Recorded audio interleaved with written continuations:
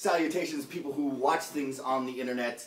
It's Monday night, a day later, but it's time for our Doctor Who review. If you haven't done so already, go up there and subscribe. Last week's Doctor Who, The Girl Who Waited, right? Is that even right?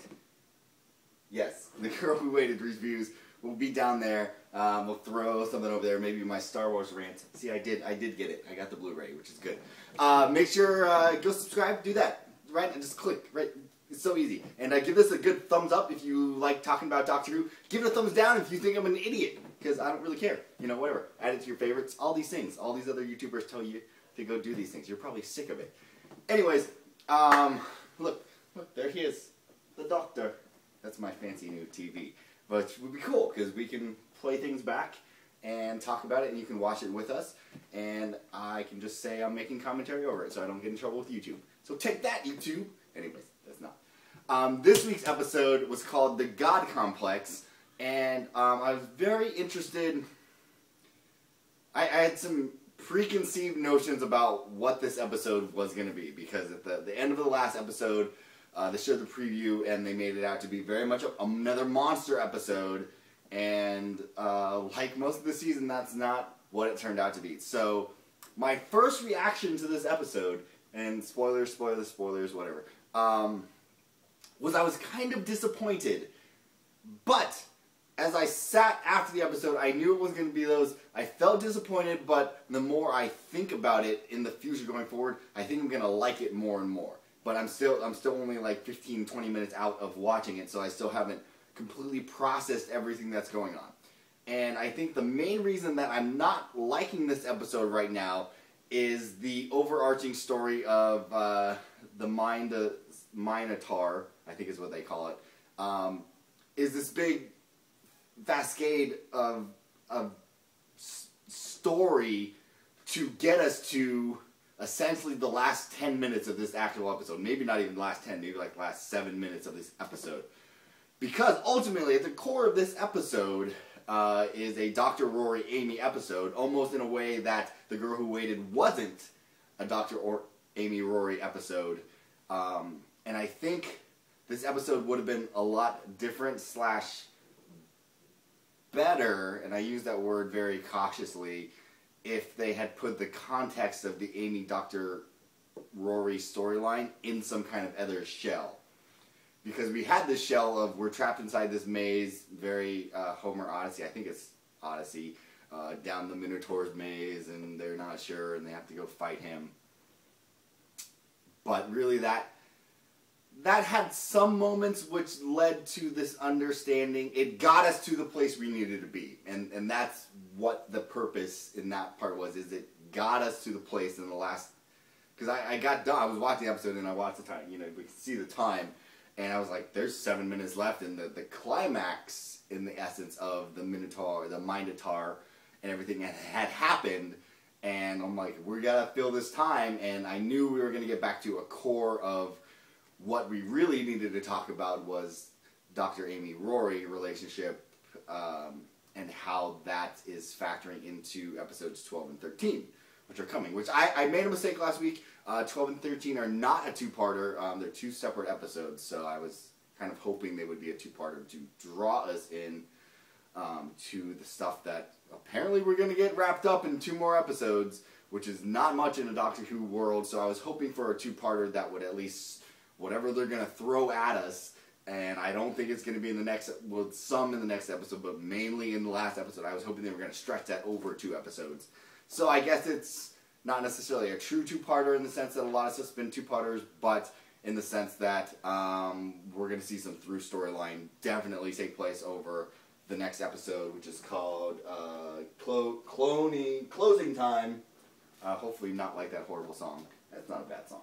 And then finally, The Wedding of River Song, which is the title of the 13th episode, which will be this season's finale. Oh gosh, where to even start? So the whole monster thing, that the Doctor initially makes an assumption that it's about fear and that people are giving into fears, but it's actually this idea of faith, which I guess, you know, yes, plays into the larger understanding of this Dr. Amy Rory relationship, triangle, love thing, majigger that's going on. But at the same time, I felt it was very unnecessary that we could have come at the idea of faith in a whole bunch of different ways without having to have a Monster of the Week / another almost bottle episode, because we're taking place in like 3 different sets in this hotel. Though I love the shots of... It reminded me a lot of, if you ever played the original Zelda game on the NES, where you get into the woods and no matter what direction you have to go, you always end up in the same spot again in that little T intersection. You have to, I think it's north, it's west, south, north, I think. I don't remember how to solve that puzzle in Zelda, but you know, you can look it up anyways. That was a great shot, and you always see those chairs again, and clearly Doctor's running through the same set over and over again, and it feels like they actually did that. I think last week in The Girl Who Waited, or at least when they were on the spaceship. That may have been Let's Kill Hitler. Yeah, it was Let's Kill Hitler with the orbs, and they're running through the hallways of the ship, and it was clearly the same ships. Just like Big Bang Theory, they have one set where they walk up and down the stairs, and they just dress it differently each time. Anyways, everyone's done this over and over again to death, where it's just one set, and it's made to look like it goes on forever and ever and ever, and there's a helicopter outside my window. Awesome. The meat of this episode clearly comes at the end, which felt tacked on at the very end. They get back in the TARDIS. The Doctor has purposefully deceived Amy by telling her what I think is a half-truth, in the sense that he reveals to her that he was being very selfish in bringing her along so that he could break her faith, which was necessary to the plot of that the Mindatar was feeding off people's faith and he needed to cut off the food chain, which was just a different way, I thought, a crappy way of finding that point in a story where someone has to purposefully lie to one person to make them think differently to save their lives. It's a device that's been used over and over and over again in movies, where you have to make the person who you really love think that you don't love them anymore, so they'll go away, so that you're ultimately saving them, but in the process you're breaking them down to their bare minimums. So that happens, clearly, because the Doctor's like, you know, I have to stop Amy from trusting me, believing in me, so that whole trust your doctor thing's back, and he breaks it there, and Rory is... there's some good Rory moments in the sense that we learn a lot about who Rory is, and that he doesn't have faith in things, and that there was this moment between Doctor and Rory where he's just like, you're not like Amy, in the sense that you don't necessarily trust me as she does, wholly and fully. There was a couple other good Rory moments, I can't remember.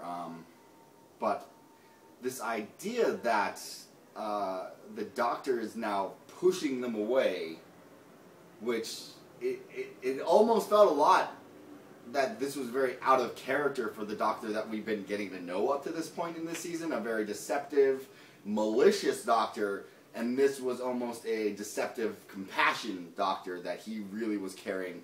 And especially when the dying words of the Mindatar was, you know, the person travels around and you're the one who's going to have to die, which plays into our speculation that we'll get to about why the Doctor's going to die. Thought. Ooh, ding. Let's come back to that one.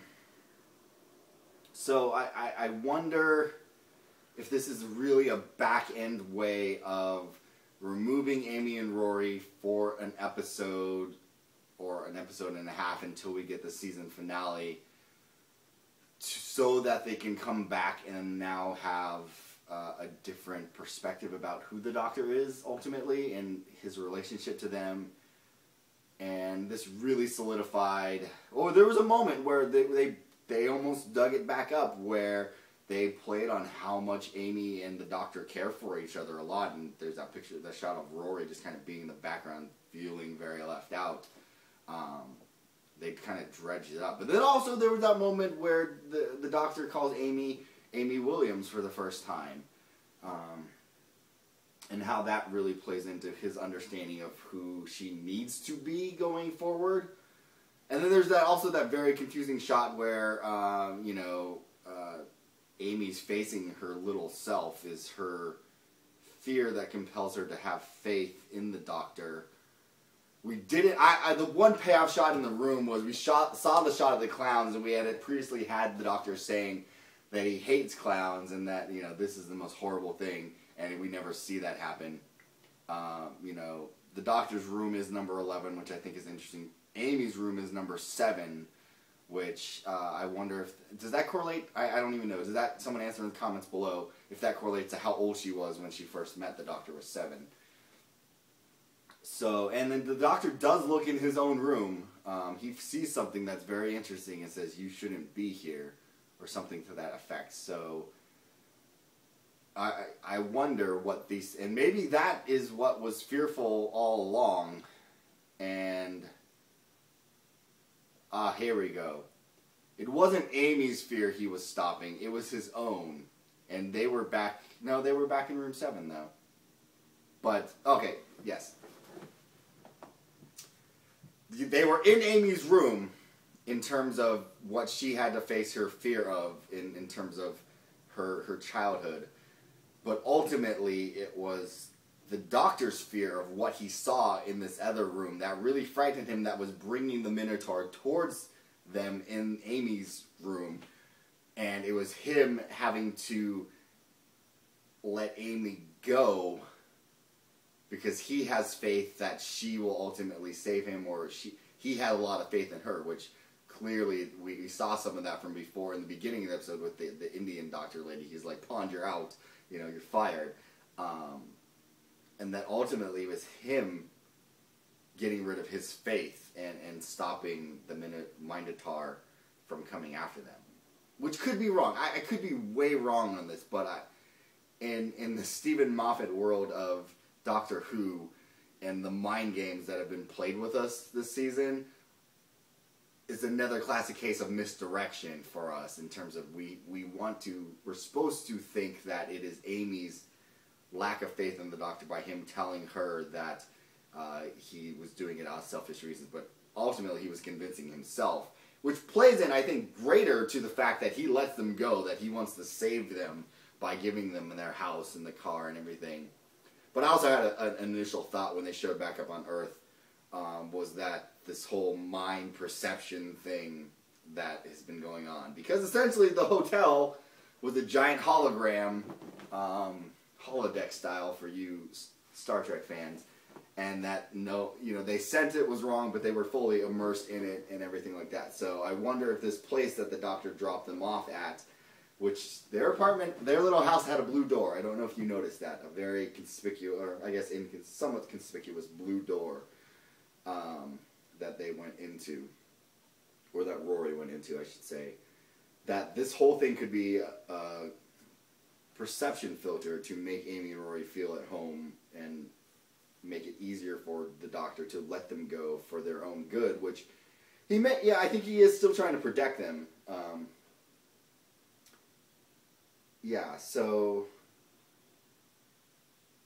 I still hold to the fact that I don't necessarily like this episode. I had a couple people on Twitter tell me that they really liked it, or that it was very interesting, and I almost feel like last week's episode, The Girl Who Waited, was better in terms of a cohesive and coherent episode.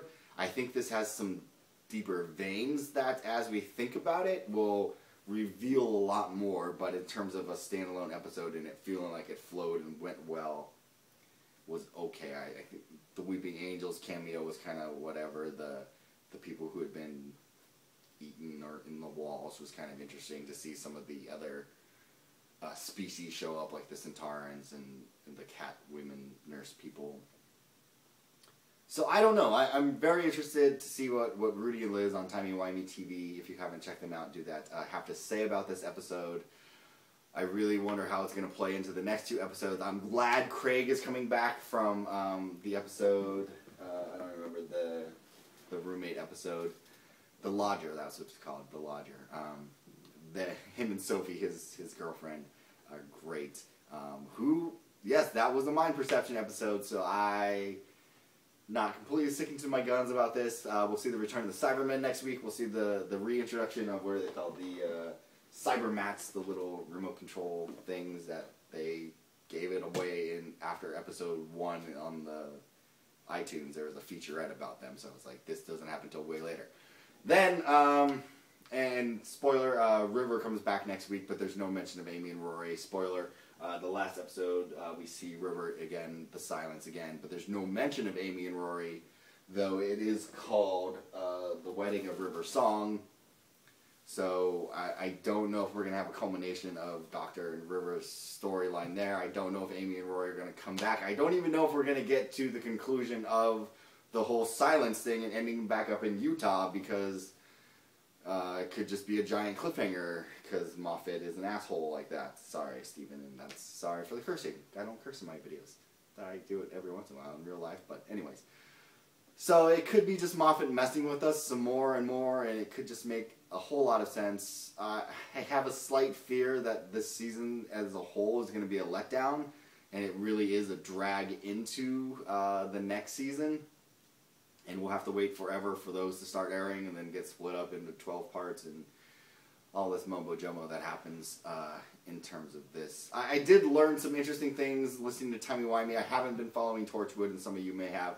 But apparently there's a 2-month gap, which happens in sometime the Doctor Who timeline as well, where everyone goes through this major thing and then seemingly no one remembers it, if therefore Amy and Rory were on the Earth during that period of time.